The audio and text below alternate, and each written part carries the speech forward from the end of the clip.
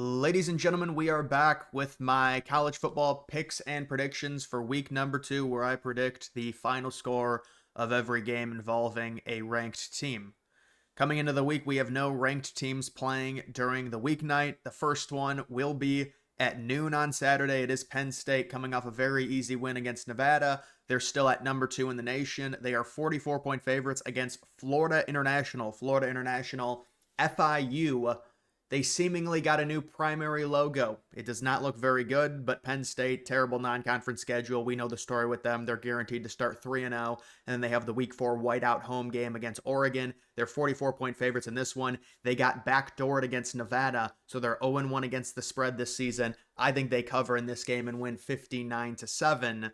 But these higher spread games tend to be pretty fluky, so I would be careful about that. But give me Penn State starting off the season 0-1 against the spread. I think they right themselves. They win this game by 52 points and cover the massive spread against the Panthers there at noon. Another noon game, it is Texas. So Texas, initially the preseason number 1 team in college football. They go to Ohio Stadium, struggle on offense, look timid. Arch Manning, there's some serious concerns. I've told people to calm down. Arch will be fine. It is a brutal ask in week 1. Your first road game going to Ohio Stadium. Texas sitting 36.5-point favorites against San Jose State. What a miserable game. It's going to be extremely hot in the early September Texas sun. Texas massive favorites. San Jose State did not look good last week. I will go with the Longhorns to very easily win this game. I don't know if they'll cover. I've got them winning by 37, but we'll see in terms of this line fluctuation. Let's not overreact. Steve Sarkisian, they're going to be fine. They win this game very easily, and they've got a really, you look at the next 3 games, all of these non-conference games outside of the week 1 game against Ohio State, it's going to be very easy for Texas and for Arch Manning to find his bearings. At number 7 in the nation, they win this one. And of course, Texas still very much in the playoff mix. They could probably lose 1, maybe even 2 more games if one of those games is a conference championship loss to make the playoff. But easy win in week 2 to right themselves. Next, we do have the Illini of Illinois traveling to Duke. So a non-conference game, Big Ten versus ACC. Big game for the ACC, that's for sure. If Duke can knock off Illinois, they potentially will be ranked. Duke and Illinois are both 1-0. They both had cupcakes in week 1. Illinois, very slight 2.5-point favorites. The analytics say there might be a little bit of value on Duke at around a 50.6% chance to win.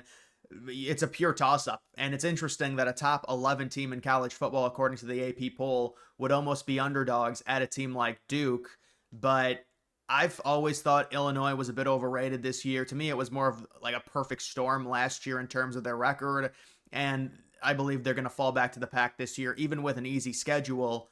I think Duke wins this game in a surprise, and the ACC definitely would love to see this happen. 20-17. Duke beats Illinois at home, although it's really not much of a surprise. They're the favorites according to a lot of the analytical models, although it's very close. Next, you do have FSU freshly into the top 25, catapulting inside the top 15 at number 14 after the week 1 very dominant victory over Alabama, 31-17. FSU ran the ball a ton. They do seem to be a rather one-dimensional team. I've got some questions about maybe lack of playmakers on the outside, but you've got to give them credit. Big week 1 win coming off a 10-loss season. They are sitting minus, well, actually this game doesn't have a spread yet, but I would project around minus 41. FSU against, this is East Texas A&M. I believe that's who this is. And they played SMU last week. They covered the spread, believe it or not. I think FSU wins this game very easily, 41-7 there. Next, we do have Baylor taking on SMU. SMU coming in at number 17 in the country. Had a good season last year. I don't think they'll be nearly as good this year. They're sitting 3-point favorites. Baylor coming in 0-1. The home loss to Auburn was a tough loss for the Big 12. Baylor did throw for a ton of yards in terms of their total offense. I think Baylor wins this game. It's a high-scoring game, maybe a little bit more of a shootout, but Baylor goes on the road in a game in which really is a pick'em 3-point home favorite, I will take Baylor to win it outright. I don't think they're going to start the season 0-2, especially with all the momentum they had towards the end of last season. They win in a higher scoring affair there. Another noon game, it is Kennesaw State, the newly mint FBS team. This is their second year in FBS. They were previously FCS. They will be traveling to take on Indiana. So Indiana, kind of a disappointing week 1 game against Old Dominion. They dropped down a few spots at number 23 in the country. They are 36.5-point favorites. I am not a big fan of Indiana this year. I am not a believer, but I do think they will win this game relatively easily, and I do have them covering that 36.5-point spread. Last week was disappointing. You've got Mendoza, the transfer portal QB from California, still finding his bearings with this Indiana offense. And I have them winning this game very easily against a team that, let's be honest, is almost FCS level. Another noon game. This is the rivalry, early season rivalry game. It is Iowa traveling to take on Iowa State. What a start to the season for Iowa State. You beat Kansas State in Dublin. Although that win might be devalued now. We see what Kansas State did against North Dakota. But either way, you win that game, and then you come back home and you annihilate South Dakota in a game where you're about 14-point favorites. You win by... it was like a 40-point victory. So it's very impressive. The spread in this one is a little bit annoying because normally these games are very, very close. It might be a walk-off field goal. You've got a 3.5-point spread. Maybe that would say to take Iowa, but Iowa against Albany in week 1 did not look good. Same offensive problems, can't throw the ball. We know Caleb Johnson is already off to the NFL. He's not part of that offense anymore. I will take Iowa State. This is a program momentum game for Iowa State. They win this one, and I think they cover whether it's 24-17 or 24-14. I cannot see Iowa, based off of their week 1 performance, doing all that much on the road in a rivalry game, but these games are normally always very low scoring. I will take Iowa State, though, to win in that one. Another noon game. Guys, there's a lot of games this week involving ranked teams. The problem is we don't have many ranked v ranked matchups. That's the issue, and that tends to be the problem with week 2 games. This is Texas Tech taking on Kent State. So Kent State last year was the worst FBS team. What a schedule for Texas Tech. You face Arkansas, Pine Bluff, and now you're facing Kent State. They're 48.5-point favorites. They had one of the best transfer portal classes. They've got a lot of booster oil money coming into that program. I have them winning this game 56-3. There's not much to say about games like this. In terms of a 50 or a 48.5-point spread, based on their performance in week 1, I think they won 67-7 with shortened quarters in the second half. So I would expect another cover from Texas Tech against a horrible Kent State team. But Kent State got their first win in the last 21 games last week, so shout out to them. But give me Texas Tech in a massive victory there. We've got the 12:45 SEC game. It is A&M coming in at number 19 this week, taking on Utah State. Utah State, it always seems like they have a horrible offense. A&M is sitting minus 29.5.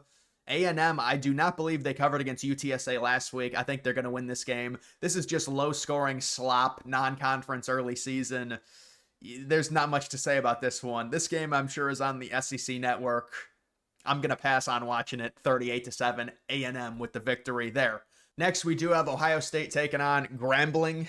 So the Buckeyes, the number 1 team in the country, they will be taking on a bad FCS team, Ohio State. There's no spread for this game, but for several of these games, I am going to be predicting what the spread is or kind of estimating it because there's so many this week involving FBS versus FCS, and traditionally when it's FBS versus FCS, the spread is released the morning of the game. So there will be a spread on this game, but it's not going to be released until Saturday morning.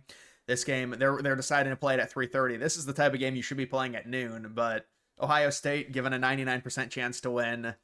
Julian saying, I thought he looked pretty good in week 1. People are saying only 130 passing yards. It was a very weird game to where Ohio State was kind of turtling up towards the end of it. They had 4 or 5 drives start inside their own 10-yard line, so they were constantly running the ball. It was just, to me, Julian Sand's going to come out against Grambling, throw 4 touchdowns in like a quarter and a half. He won't play much of the second half. There's not much to say. I know Ohio State faced an FCS team in 2023 and didn't perform. I mean, they won like 35-7. But I don't know, man. These type of games, they are what they are. I've got it at 73-7. I don't know what to say. It could very easily be like 52-7 or 55-0 or something like that. It's just like, do you really want to predict this? it tends to be a challenge because we know Ohio State's going to win really easily. We know Sayan is probably going to get a bunch of touchdowns because they're going to want to get him confidence in the offense, but going to be a big blowout there. Next, we've got Troy and Clemson. So Clemson only falls back to number 8 in the country. Surprised me a little bit. That's a good sign for LSU. They pick up that quality win on the road, and Clemson is still ranked number 8. But Clemson, I don't know what's going on with their run game. They don't have a running back. Their leading rusher, the player that got the most amount of carries in week 1 is a converted receiver. So I'm not sure what's going on with Clemson. They're 33.5-point favorites taking on a Troy team that traditionally for a mid-major does tend to have a pretty good defense. And in this game, you would think, well, Clemson is going to come out and they're just going to blow Troy out. I don't know, man. I really don't. I've got it at 38-17. I think Troy covers in this one plus the 33.5, but Clemson will win it for sure. But yeah, Troy normally is not that bad. So I'm surprised the spread is, maybe this year they're just terrible, but surprised the spread is what it is. Next, you've got Austin Peay, which is an FCS team taking on Georgia. Georgia coming in at number 4 in the country. UGA sitting minus 52. They got backdoored against Marshall last week. It looked like they were going to easily cover that spread. They ended up not doing so. There is no official line for this. It's probably going to be in the, I would say mid 50s, maybe the lower 50s. I've got it at minus 52.5. Not much to say about this one. I do think Georgia, of course, will win it very easily. I've got it at 59-7. Gunnar Stockton getting him acclimated with the offense. Going to be a very easy 2-0 start to the season for Georgia. And I don't know what to say about this game. I mean, it's an FCS versus FBS game. Going to be a blowout. Another 3:30 game. Here's a zesty one. Here's an interesting one. We've got Oregon at home against Oklahoma State. Not a great idea for Oklahoma State to be agreeing to a game like this, but Oregon sitting minus 28.5. Dante Moore had his big debut, the former 5-star QB, looked pretty good against honestly a good FCS team in Montana State. Oregon very easily covered that spread. They won by 46 points. And in this game against Oklahoma State, you might say, well, that's a big spread. Oklahoma State traditionally is not that bad of a team, but offensively last week they were terrible, and really over the last few years under Mike Gundy, they have not been good on offense. I do think Oregon wins this game and covers that large spread. I've got it at 46-17, an easy victory for Oregon. You could have some trepidation with the fact that Dante Moore is so young, but to me, this is like a perfect scenario. You're at home, there's not a ton of pressure, you're still big favorites, you're playing loose. I'll take them to win this game very easily there. We've got a random Week 2 SEC in-conference matchup. It is Ole Miss at number 20. They destroyed Georgia State last week. They will be on the road at Kentucky. I think this matchup sets up pretty good for Kentucky, even though a lot of people are down on them. They're at home. It's really early in the season. Ole Miss is sitting minus 10.5. You would think with an 84% chance to win, they would be like 14 or 15-point favorites. I think Vegas can sense that this is going to be a surprisingly close game. I will take Ole Miss to win this game, but a young quarterback on the road in a hostile SEC environment very early on in the season, not traditionally playing these SEC games week 2. These are all components. We understand. You factor it together, and it's a closer than expected game. It's 27-20, lower scoring game. I will take Kentucky with the cover, but I'll take Ole Miss to win outright in that one. We've got another FCS versus FBS game. This is East Tennessee State. I believe it's ETSU taking on Tennessee. So Tennessee coming in at number 22. They did beat Syracuse last week very handily. They covered that spread. They won by 19.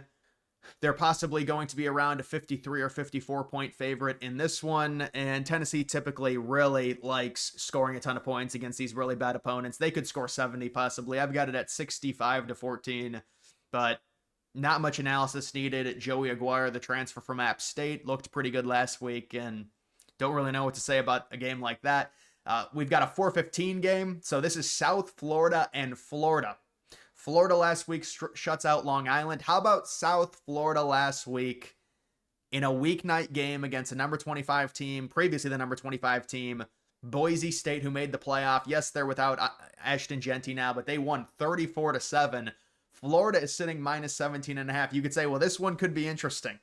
This is an in-state matchup. This is a South Florida team that just had a very impressive win. What do we think about this one? You've got a young Florida team with a young quarterback. I still think Florida wins this game and covers the spread, believe it or not. People are going to fall for this trap of this South Florida team. Look at how, they looked great at home against Boise State. To me, this is a tough matchup for them. I will take Florida to win and to cover. Florida understands with how hard their schedule is. It's a meat grinder. They've got to win these games. They win this game easily, and they cover the spread.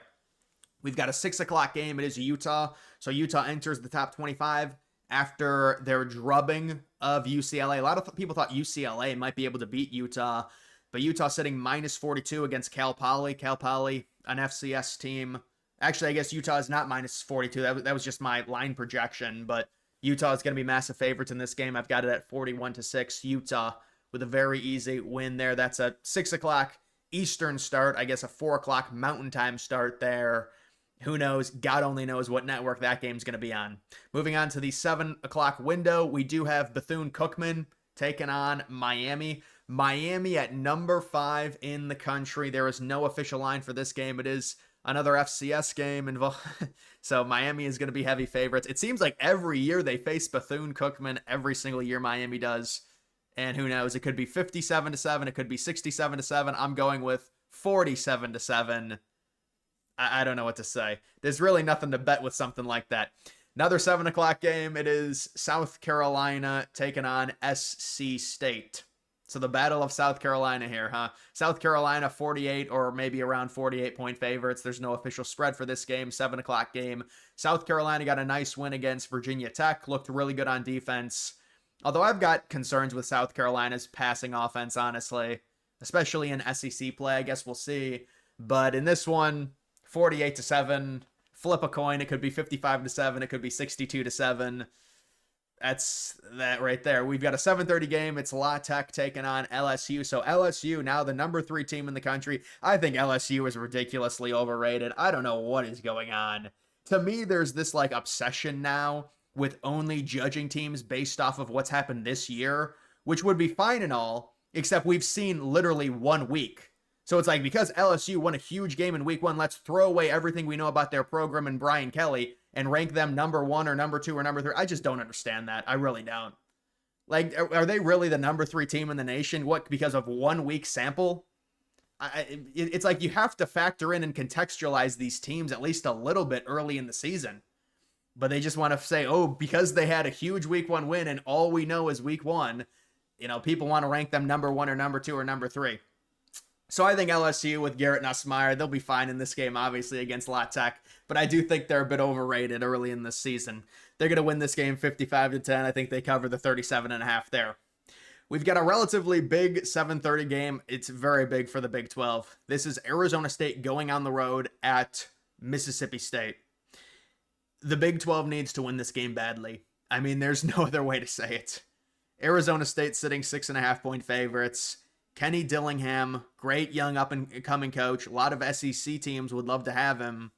I think Arizona State wins this game, possibly not covering the 6.5, but they get it done 26-23. Wouldn't surprise me if this is a close game. I mean, they're only 6.5-point favorites. The analytics don't love Arizona State. They don't love the Big 12 in general. But I'll take them to win this game. But you could have maybe some value, even though we know Mississippi State's been bad recently, the past few years. I will go with a very close game, but Arizona State wins. And then this is honestly the game of the week. There's just not a ton out there. This is a ranked v. ranked matchup. I believe this is the only ranked v. ranked matchup of the week. It is Michigan traveling to Oklahoma. So 2 storied programs doing a home and home. I like to see it. Like to see Michigan going to Norman. You do have Oklahoma sitting 5.5-point favorites, given around a 54% chance to win. This line, the preseason line, was 2.5. Now it's 5.5. When it was 2.5, I really liked Oklahoma. Now I'm possibly looking at Michigan and wondering, what I saw from Bryce Underwood last week was very impressive. Now, Michigan, they did only win by 17. People say, well, they struggled against New Mexico. Now, Michigan dominated that game, let's be honest. They did. If you watched the game, you would know. You look at Oklahoma, you're at home, you've got Brent Venables. There has to be, at a certain point, I mean, we know what they did last year at home against Alabama. You have got to rely on your defense. John Mater, he looked good in week 1. It was against a bad team, but he's a veteran quarterback, transfer portal QB, going against a true freshman making his first road start. If you're Oklahoma and you can't win this game, I don't know what to tell Brett Venables. This is like the perfect setup. First start second game overall for a kid that just turned 18. I'm talking about Bryce Underwood. You have got to win. Big Ten versus SEC, big environment. Oklahoma needs to win this football game. I think they're going to be able to. They're catching Michigan at the right time. Michigan is very, very young. They've got a ridiculously young backfield, inexperienced. It's going to be a hostile environment. Oklahoma wins this game 24-17. They cover the 5.5 just barely in that one. And then the final game involving a ranked team. Yes, Alabama is still ranked after the bad loss against FSU. They are down to 21 in the country. Kellen DeBoer, they're talking about him possibly being replaced. He's got a massive buyout. They're facing UL Monroe. They're terrible. UL Monroe, that is. Bama. Stacked roster. I think Bama pitches a shutout in this one, honestly. 52-0. Maybe 42-0. I think they cover the spread. That's the point, and they don't allow many points at all to UL Monroe. Bama gets it done, and maybe you're getting Bama at a discount after that bad week 1 performance. But either way, guys, make sure you like the video down below. That's going to do it for this one. Also, follow me on X. Link to that's always in the description.